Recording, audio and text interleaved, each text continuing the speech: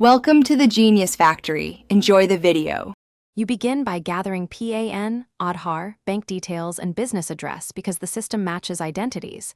Once done, go to the GST portal and create your taxpayer account.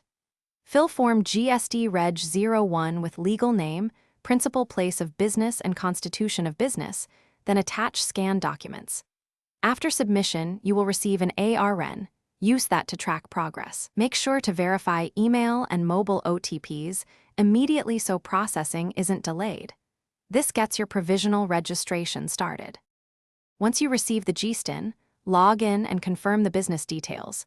This links your PAN and seals legal identity. Next, appoint an authorized signatory and register a digital signature, or complete the e-sign process so you can file returns and issue invoices legally. Then, configure your accounting or billing software to include GSTIN, applicable tax rates, HSN/SAC codes, and proper invoice numbering. This ensures every sale or purchase records GST correctly and simplifies monthly reconciliation.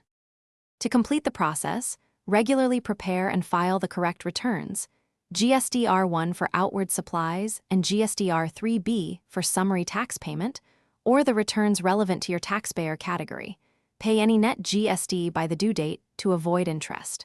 Reconcile purchase invoices to claim input tax credit and keep records organized for audits.